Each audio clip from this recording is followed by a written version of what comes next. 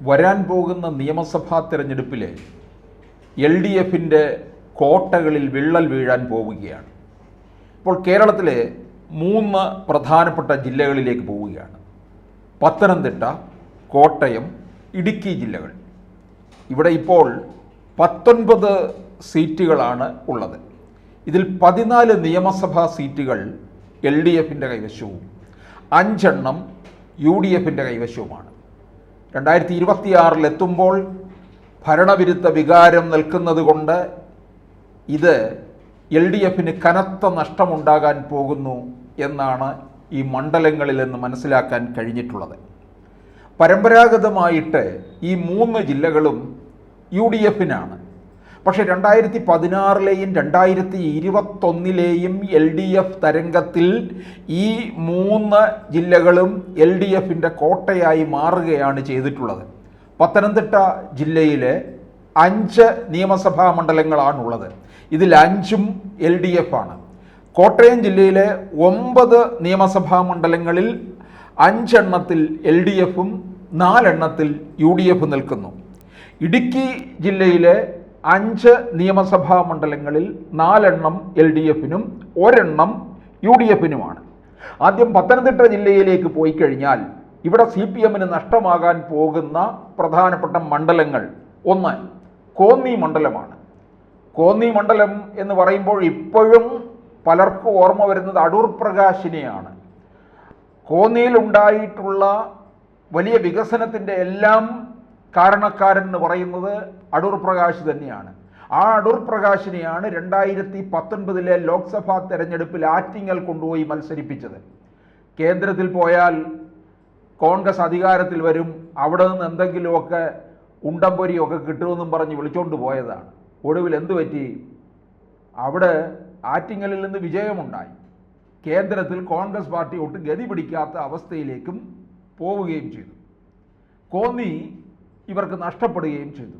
ഉപതെരഞ്ഞെടുപ്പിലൂടെ CPMലെ ജനീഷ് കുമാർ അവിടെ വിജയിച്ചു. 2021ലും അവിടം CPMന് തന്നെ തുടരുകയും ചെയ്തു.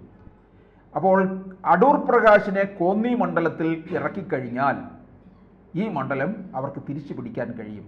ഇപ്പോഴത്തെ MLA കുറിച്ച് പരക്കെ പലതരത്തിലുള്ള പ്രതിഷേധവും നിൽക്കുന്നത് കൊണ്ട് ഒത്തുപിടിച്ചു കഴിഞ്ഞാൽ കോൺഗ്രസിന് അത് നേടിയെടുക്കാം.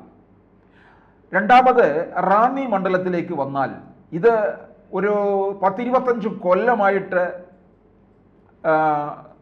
ഇദ്ദേഹത്തിൻ്റെ CPMൻ്റെ മണ്ഡലമായിരുന്നു.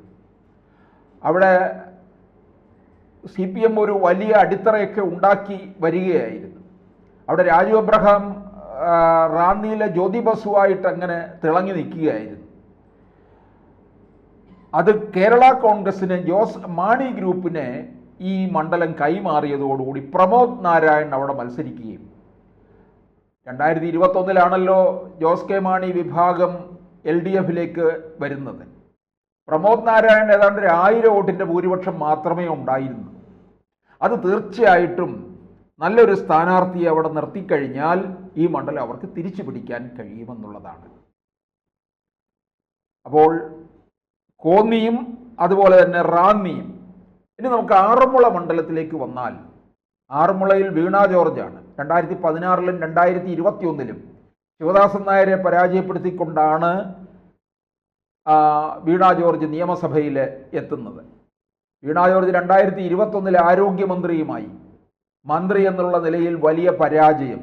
മണ്ഡലത്തിന് യാതൊരു തരത്തിലുള്ള വികസനവുമില്ല.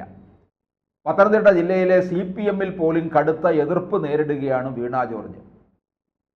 കേരളത്തിൻ്റെ ഈ നമ്പർ 1 എന്നുള്ള LDFിൻ്റെ ഈ ചാർത്തി കൊടുത്തിരിക്കുന്ന വിശേഷണം പോലും വീണ ജോർജിലൂടെ നഷ്ടമായിരിക്കുകയാണ്. ആരോഗ്യ വകുപ്പിൻ്റെ കെടുകാര്യസ്ഥത വലിയ പരാജയത്തിലേക്ക് കൊണ്ടുപോയി.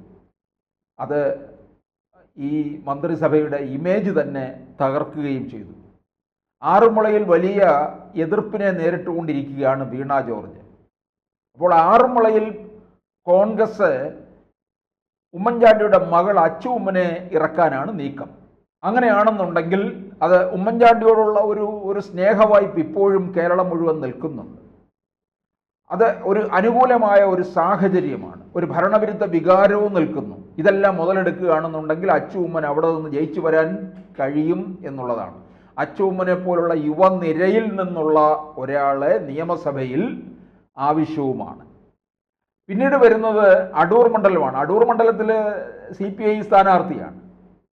ചിറ്റയം ഗോപകുമാർ ഡെപ്യൂട്ടി സ്പീക്കറുമാണ്. 3000-ൽ താഴെ വോട്ടിൻ്റെ ഭൂരിപക്ഷം മാത്രമേ ഉണ്ടായിരുന്നുള്ളൂ. മുമ്പ് തിരുവഞ്ചൂർ രാധാകൃഷ്ണൻ വിജയിച്ച മണ്ഡലവും കൂടിയാണ്. കോൺഗ്രസ്സുകാർ ആഞ്ഞ് വിചാരിച്ചു കഴിഞ്ഞാൽ അത് നേടിയെടുക്കാം.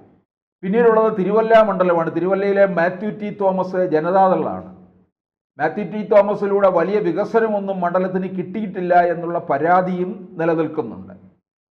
അപ്പോൾ മറ്റൊരു മർത്തോമാ സഭയിലുള്ള ഒരാളെ കോൺഗ്രസ് ഇറക്കിക്കഴിഞ്ഞാൽ ആ മണ്ഡലവും അവർക്ക് നേടിയെടുക്കാൻ കഴിയും.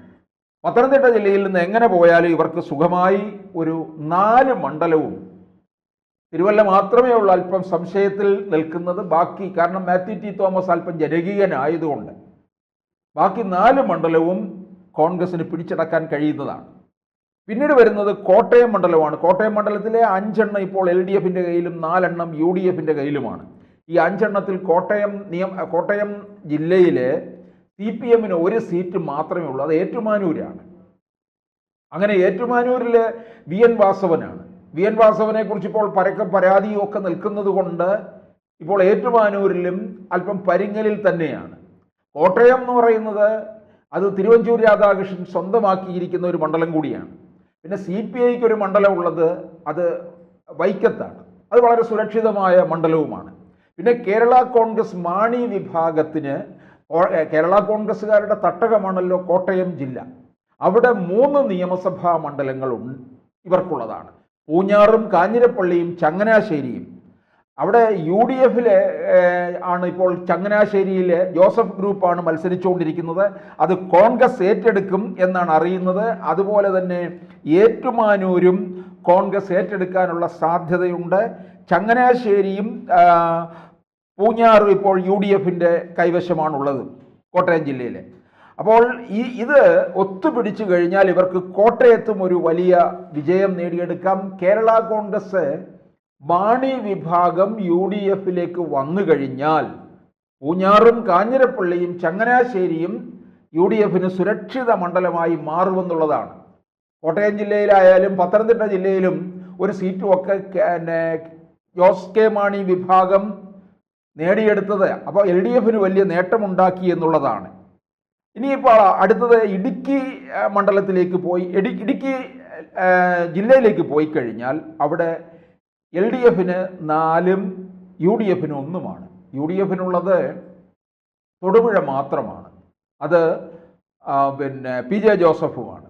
പിന്നീടുള്ളത് ദേവികുളത്ത്. ഇവർക്ക് UDFിന് മുന്നേറ്റം കുറിക്കാൻ കഴിയും. ഇപ്പോൾ അവിടെ രാജയാണ് MLA. രാജ അത് കേസ് സുപ്രീം കോടതി വരെ പോവുകയും പിന്നീട് അനുകൂലമായി മാറുകയും ചെയ്തു. തെരഞ്ഞെടുപ്പിന് അത് സ്റ്റേ വരെ വരേണ്ടതായിരുന്നു എന്നുള്ളതാണ്. അതിനെയൊക്കെ അതിജീവിച്ച് രാജ കയറി വന്നു.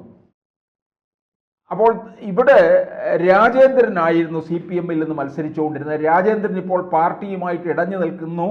BJPയിലേക്ക് ചേക്കേറാനുള്ള സാധ്യതയുണ്ട്. CPMലെ വോട്ട് വിഭജിക്കുകയും ചെയ്യും. CPMൽ തന്നെ ഒരു ഭിന്നത അക്കാര്യത്തിനകത്തുണ്ട്. അതുപോലെ പീരുമേടും വാഴൂർ സോമൻ വിജയിച്ചിരിക്കുന്നത് CPIയിലെ വെറും 1000 വോട്ടിൻ്റെ ഭൂരിപക്ഷത്തിലാണ്. കോൺഗ്രസ് ആഞ്ഞ് ശ്രമിച്ചു കഴിഞ്ഞാൽ അവിടവും നേടിയെടുക്കാം.